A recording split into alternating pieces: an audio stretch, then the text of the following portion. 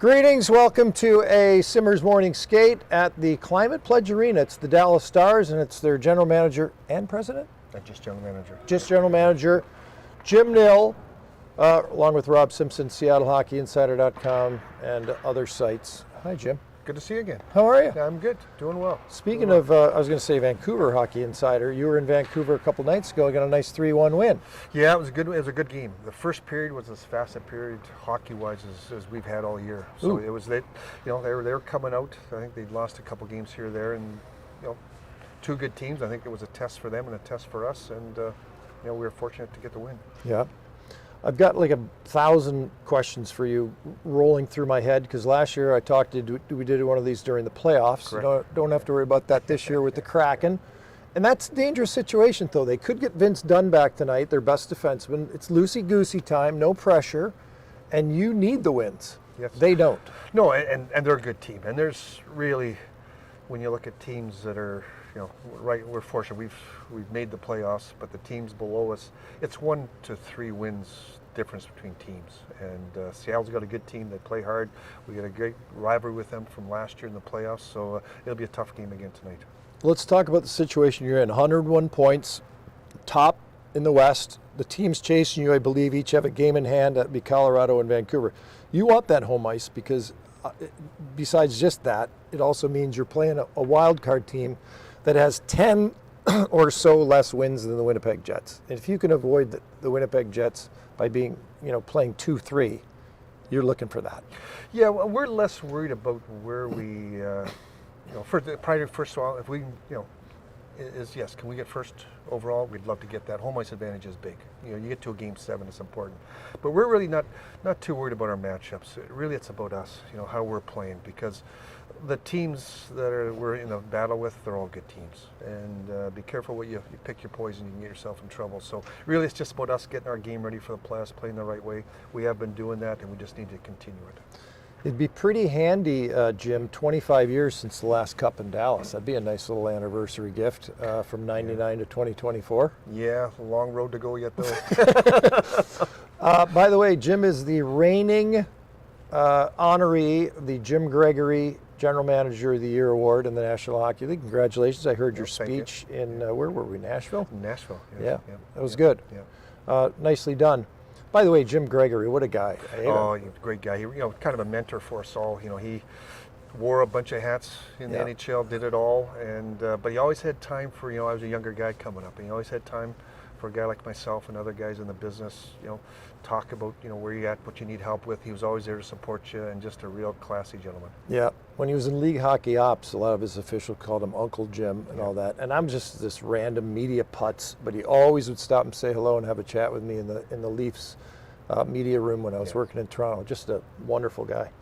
And you're an appropriate winner of that award. Talk a little bit about home ice in Dallas and how the crowds are doing it, because I think people think it's hot and cold, like, oh yeah, they show up for the postseason, but it's actually been good, hasn't it? Yeah, it's been good. We've been sold out every game this year. Wow. We've it's a strong market, great hockey market. It's really starting to evolve in the hockey market. We have 8 rinks that we've built down there. The youth hockey is really coming along, and starting to now get players coming from there. People would know Seth Jones. That's where he grew up and played hockey.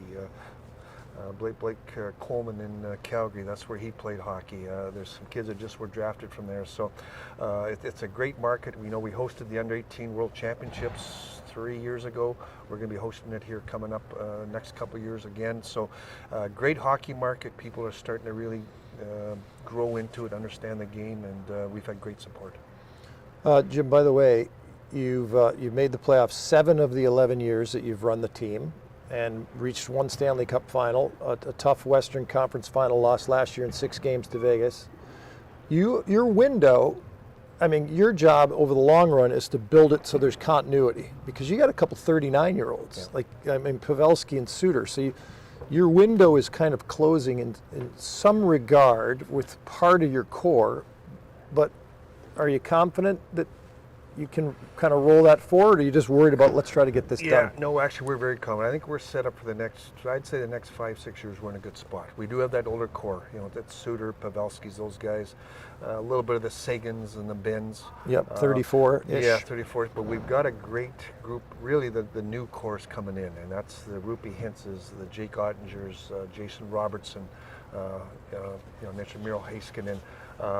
Got a really good core there, and then we've got another push coming with the Thomas Harleys, Wyatt Johnson, Logan Stankoven. I've got a Maverick Bork down in the minors, the leading scorer in the American Hockey League. So the organization, we're in a good situation right now with kind of how it's kind of spaced out well for us. I was getting worried a couple years ago, we're going to have to take a dip here. And this group of young guys came in, Rupi Hintz, these guys came in, and they've made the next push, and it's really solidified our team for the next few years. Yeah, very good. Your hair, you're growing out your hair a little bit. What's going on?